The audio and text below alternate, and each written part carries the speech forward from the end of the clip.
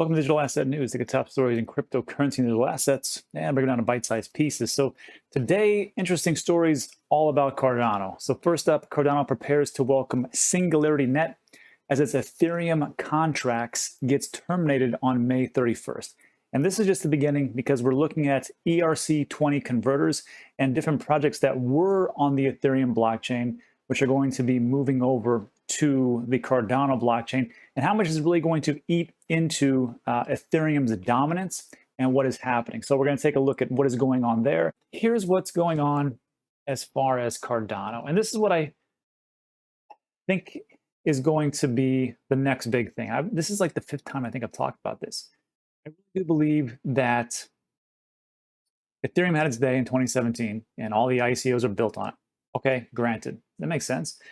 And then everything was going on along swimmingly, and then different things happened with the ICOs. Didn't work out so hot, a lot of them.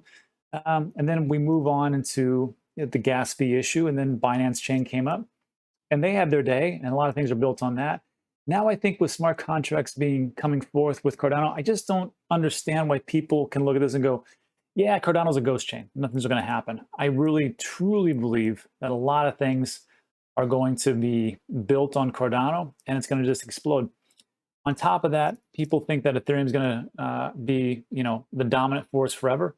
Could be. I have no idea. I own both, and it's not my place to say, you know what, this is definitely going to be it. I'm just an investor, so I just hedge my bets and go from there. And I think Cardano is going to do pretty well over the next couple of months. So the first sign I can see is different projects jumping ship. Projects that were on the Ethereum blockchain, which are saying, you know what, there's an ERC20 converter that's out, and we're going to be doing these smart contracts. Let's just go over to Cardano because we want to go where the fees are low. And then people will come back and say, but you don't understand because Matic and Layer 2 solutions, and it's going to be awesome. Sure, it could be, but that's where this company wants to go. So let's take a look. Anyhow, what's happened here? Well, SingularityNET, a decentralized artificial intelligence platform, will terminate its old Ethereum contracts on the 31st of May, following a snapshot taken on the 28th of May. So if you have any SingularityNET tokens, just know that there is a process, there is a website. I will link it in the description below, singularitynet.io. At the very top here, it says AGI to AGIX hard fork, upcoming May 28th. Don't wait, take action now. And it tells you exactly what to do. So they're going to be going from Ethereum over to Cardano. So just so you know, that's what exactly is going on. And then it says here, Cardano will officially become a smart contract platform, and it will take bites out of the competitors. I think we all know that. The first Alonzo testnet has gone live. Great. And then this is the interesting part. SingularityNET to generate 1 billion AGIs on the Cardano network. So they're going to generate 1 billion, the token on the Cardano network, in addition to the AGI token that has a supply of 1 billion Ethereum. The entry of tokens produced in Cardano into circulation will last for 91 years, and the Ethereum-based AGIs will start to be considered illegitimate. I think it's going to be a little faster than that. I think it's going to just go away. Look at the website. It explains it quite clearly. But just so you know, first of all, the circulating supply is 1 billion. The price right now is about 4 cents or so not too much. But the question I ask is, what the heck is Singularity.net? Well, Singularity.net, decentralized marketplace for AI, artificial intelligence. It states there's a significant gap between the people developing AI tools, researchers and academics, and the businesses that want to use them.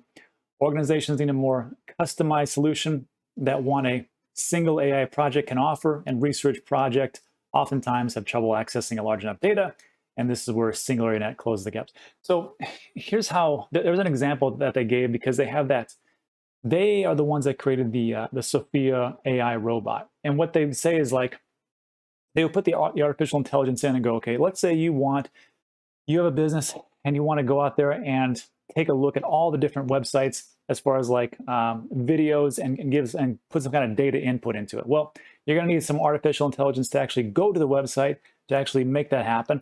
Artificial intelligence to actually take a look at the video, assimilate it, see what you need to know, and then put that into some place. And then the third part could be any kind of like storage or whatever else. So you need three components for AI: Singularity.net, gives you all those AI different types of aspects, and you can pay for those instead of having to work it out from scratch.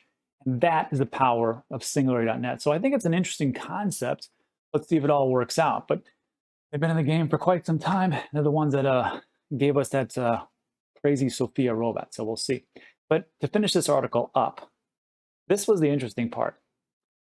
CEO of Singularity.net, Ben Gortzel, said, "We are updating our old SingularityNET platform to SingularityNET Phase 2. In our own words, our old platform works fine, not counting the well-known shortcomings of the Ethereum blockchain." That's just his words, not mine. And there will be many improvements in Phase 2, one of which will be Cardano, a much more advanced blockchain. So look, these guys are at the forefront, doing some pretty ambitious things. So we'll see if it all works out. But this is just one example of projects moving from Ethereum over to Cardano. No, and some people will say, well, that's just one. But how many do you really think are out there that are looking at this going, let's see if Cardano can pull it off. Let's see if Ethereum can actually make Ethereum 2.0 work. Because there is a big dichotomy between a programmer and what they do and a business owner and what they do. Me personally, I'm not a programmer, but I'm a business owner. I can tell you right now, if something is expensive for me to use and doesn't work too well, I'm going to the next thing, because it's my job to make money for me, my family, and also my employees. So if it's not working, I'm not here to be a rah-rah cheer boy. I'm here to make a bottom line, make a buck. And that's how it works. So if I have something that's going to work a little bit better, I'll probably go that route. Now, later on, if something happens where it's like, oh, well, you know what, Ethereum 2.0 is good and it's really fast and there's no gas fees, I might consider coming back.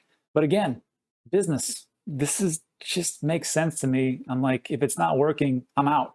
And that's what I can really tell you.